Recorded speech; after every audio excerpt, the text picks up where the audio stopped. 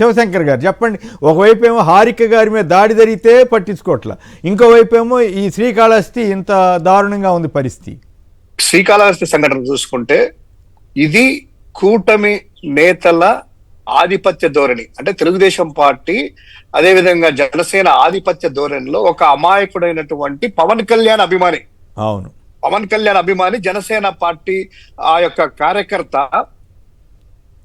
అమాయకుడు బలి కావడం అనేటువంటిది నిజంగా చాలా బాధాకరమైనటువంటి విషయం.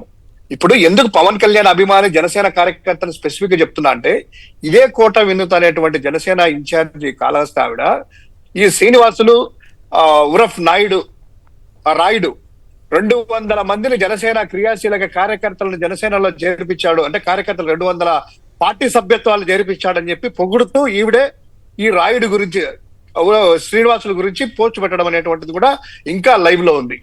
అంటే అటువంటి జనసేనకు వీరాభిమాని, అదే పవన్ కళ్యాణ్ వీరాభిమాని అన్యాయంగా బలి తీసుకుంటే పవన్ కళ్యాణ్ అనేటువంటి వ్యక్తి నిమ్మకు నీరెత్తినట్టుగా ఉండడం అనేటువంటిది చాలా బాధాకరం.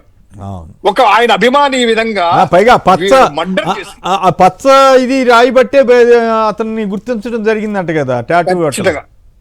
అది కూడా ఈ రాష్ట్రం నుంచి పక్క రాష్ట్రంలో రివర్ డెలివరీ చేస్తే ఇంతవరకు నోరు విప్పని వీళ్ళు, ఇది ఒక యాంగిల్ అయితే, రెండవ యాంగిల్ వీళ్ళు మన నెల్లూరులో చూసాం సార్, కోవూరులో ప్రసన్న కుమార్ రెడ్డి గారు రాజకీయంగా ప్రశాంతి గారు పీజీని విమర్శిస్తే, దానికి పిహెచ్డి అని అవినీతి గురించి విమర్శిస్తే దాన్ని ఒక రక్తి కట్టించేసేసి రాష్ట్రం అంతా ఫోన్లు చేసి టీడీపీ ఆఫీస్ నుంచి ఎమ్మెల్యేలని వాళ్ళ నాయకుల్ని ట్వీట్లు పెట్టండి, ప్రెస్ మీట్లు పెట్టండి అని తిట్టి చేయించారు కదా. ఒక ఏదో జరిగిపోయింది, మహిళకు అన్యాయం జరిగింది, ఇదా అని. ఒకవేళ ఈ రోజు జనసేన ఇన్ఛార్జి వాళ్ళ భర్త నిన్న పోలీసులకు వెళ్తూ చెప్పినటువంటి విషయాలను తీసుకుంటే, ఒక తెలుగుదేశం పార్టీ ఎమ్మెల్యే వాళ్ళ ముఖ్య నాయకుడు సుధీర్ రెడ్డి అనేటువంటి వ్యక్తి ఒక వ్యక్తిని ఉపయోగించుకొని ఈ జనసేన ఇన్ఛార్జి మహిళ ఇంట్లో కెమెరాలు పెట్టి వాళ్ళ అర్ధనగ్న వీడియోలు తీసుకొని వాళ్ళని ఏం జరుగుతున్న రహస్యాలు తీసుకొని ఈయన రాజకీయ మాడి టికెట్ రాకుండా చేశారనేటువంటిది ఒక ఆరోపణ ఉంది కదా. ఈ ఆరోపణ పెద్ద ఆరోపణ. దీన్ని బట్టి ఏంటంటే ఒక ఆ వ్యక్తి మాన ప్రాణాలను కూడా వీళ్ళు ఈ విధంగా షూట్ చేశారు తెలుగుదేశం పార్టీ నాయకుడు అంటే ఏమైంది చంద్రబాబుకి? భువనేశ్వర్ గారు కూడా ట్వీట్ పెట్టారు ప్రశాంత్ గారి గురించి, అయ్యో ఈ విధంగా జరుగుతుంది, ఇది అన్యాయము, ఇది ప్రశాంత్ గారికి మద్దతుగా ఉందామని. భువనేశ్వర్ గారిని, అదే విధంగా తెలుగుదేశం పార్టీ నాయకుల్ని, చంద్రబాబు గారిని, లోకేష్ గారిని, పవన్ కళ్యాణ్ గారు కూడా పెట్టారు ఈ ప్రశాంత్ గారి గురించి. ఇంత పెట్టిన వాళ్ళు మీ నాయకురాలు, మీ జనసేన కార్యకర్త కాదు, ఒక నియోజకవర్గ ఇన్ఛార్జి ఆవిడ మహిళలను పట్టుకొని మీ పార్ట్నర్, తెలుగుదేశం పార్ట్నర్ అయినటువంటి శ్రీకాళహస్తి ఎమ్మెల్యే ఈ విధంగా చేశాడనేటువంటి స్వయంగా ఆరోపణ చేసింది ఎవరు? మీ వాళ్ళే. ఇన్ఛార్జి ఆమె భర్త ఆరోపణలు చేస్తే ఏమయ్యా మహిళా లోకం, ఏమైంది తెలుగుదేశం బహిష్కరించినట్టున్నారు కదా జనసేన నుంచి. ఓకే, జనసేన నుంచి బహిష్కరించడం లేఖ వచ్చింది, లేఖ కాసేపు పక్కన పెడతాను, దాని గురించి మాట్లాడతాను.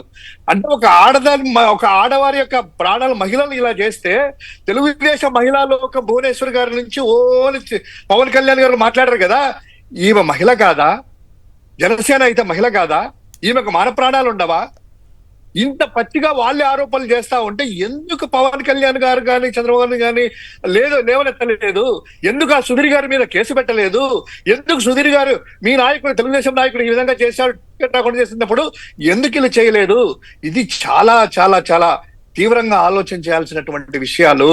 అంటే మీ పార్టీలో ఎవరైనా కూడా చంద్రబాబు గారికి వారి మీద కానీ తెలుగుదేశం పార్టీ మీద కానీ ఈగ వాలినా, మీ పార్టీ మహిళలకి, జనసేన మహిళా నేతలకి, ఇన్ఛార్జీలకి అవమానం జరిగినా మీరు చూసిచున్నట్టుంటారా? ఇదేనా మీరు మీ నాయకులకు ఇచ్చేటువంటి విలువ? ఇదేనా? మీ కార్యకర్త చనిపోతే కనీసం ట్వీట్ అన్న పెట్టాలి కదా, మేము ఆదుకుంటాము, దీన్ని నిష్పక్ష విచారణ చేస్తామని. ఆ యొక్క శ్రీనివాసులు ఎవరైతే ఉన్నారో, చంపబడినటువంటి వ్యక్తి కుటుంబం అంతా పవన్ కళ్యాణ్ రావాలని దేశాన్ని ఏడుస్తా ఉంటే కనీసం ఫోన్లో పరామర్శించాలి, ఒక ట్విట్టర్లో పెట్టాలి, నేను వస్తున్నాను అనాలి, వెళ్ళాలి. కానీ అటువంటిది ఏమీ చేయలేదు. ఇంకోటి సార్, అదృష్టశాత్తు మా పార్టీ నాయకుడు బిఎఫ్ మధు అదృష్టం బాగుండి ఆ యొక్క శవం తమిళనాడులో దొరికింది. అదే కాళహస్తిలో సొన్న నిధిలోనే ఎక్కడన్నా పడి ఉంటే ఈ పార్టీకి అందరూ కలిసి చేసి ఆ బిఎఫ్ మధుసూదన్ రెడ్డి మీద ఈయన చంపాడనేటువంటిది చేసినా ఆశ్చర్యపోవాల్సిన అవసరం లేదని నెటిజన్లు చెప్తా ఉన్నారు. అయ్యా మీ పార్టీ అదృష్టం బాగుంది వైఎస్ఆర్సీపీ నాయకులది. అవును. వైఎస్ఆర్సీపీ నాయకులు మధుసూదన్ రెడ్డి శ్రీకాళహస్తిలో ఏదో తమిళనాడులో దొరికింది కాబట్టి ఈ హత్య గురించి బయటికి వచ్చింది. అది వాళ్ళు పోలీసులు దర్యాప్తు చేశారు కాబట్టి అట్లాగది అక్కడ తమిళనాడు పోలీసులు ఎంత సమర్థంగా చేశారు. ఇక్కడ జడ్పీ చైర్పర్సన్ హారిక మీద అంత దాడి జరిగితే కనీసం చేయలేదు. ప్రసన్న కుమార్ రెడ్డి ఇంటి మీద అంత విధ్వంసం జరిగితే పట్టించుకోలేదు. ఇంకోవైపు ఏమో పేరు నాని గారి మీద తోసేస్తున్నారు అన్ని. ఎంత దుర్మార్గం అంటే సార్, పేరు నాని గారి మాటల్ని వక్రీకరించి అంతవరకు రాలేదు. ఈనాడు వెబ్ ఓపెన్ చేయండి, మొన్న సాయంత్రము వెబ్ లో ఏం పెట్టారు, హారిక మీద దాడి ఇలా వస్తుందని చెప్పారు. అదంతా ఇక్కడ పేరు నాని పేరు రాలేదు. నెక్స్ట్ డే మార్నింగ్ ప్రింటింగ్ వచ్చే లోపల అంతా కూడా స్క్రిప్ట్ చేంజ్ అయ్యేసి పేరు నాని గారు వస్తే చెయ్యాలి, పేరు నాని ఇలా అన్నారు. పేరు నాని గారి వీడియో పూర్తిగా చూసినట్లయితే లైవ్ లో పెట్టారు. ఆయన నిన్న కూడా ప్లే చేశారు. ఆయన చెప్పింది ఒకే ఒకటి, రపరప అనే డైలాగులు ఒక పోస్టర్ పెడితే దాని గురించి జగన్ గారు స్పందించారు. బుద్ధి ఉందా లేదా, రెడ్ బుక్ రాజ్యాంగం ద్వారా వాళ్ళ మెడకే చుట్టుకుంటుంది, ఇలాంటి మాటలు చేయొద్దు అని క్లియర్ గా పేరు నాని గారు చెప్పిన దాన్ని ఆ రప రాత్రి చీకట్లో అనేటువంటి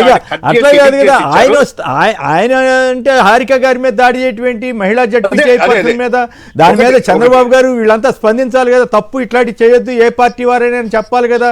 తెలుగుదేశం జనసేన గుండాలపై దాడులు చేస్తూ ఉంటే పోలీసులు ప్రేక్షక పాత్ర వహిస్తే మరి ఇది ఆటవీ రాజ్యం అనే విమర్శలు రావా?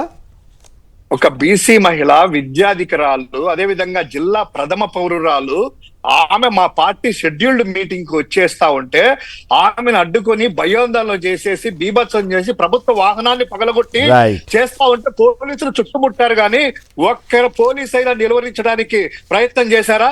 ఇదే పోలీసులు ఎల్లంటలేసి హారికని వాళ్ళ వెహికల్ పంపించడానికి ప్రయత్నం చేస్తున్నారే, బయటకు మీటింగ్ వెళ్లకుండా. ఒక్కరన్నా కూడా ఏం పనిది మీకు, వాళ్ళ మీటింగ్ వస్తున్నారు అనేటువంటిది చేస్తున్నారా? ఇది చాలా అన్యాయం సార్. ఒక బీసీ మహిళ.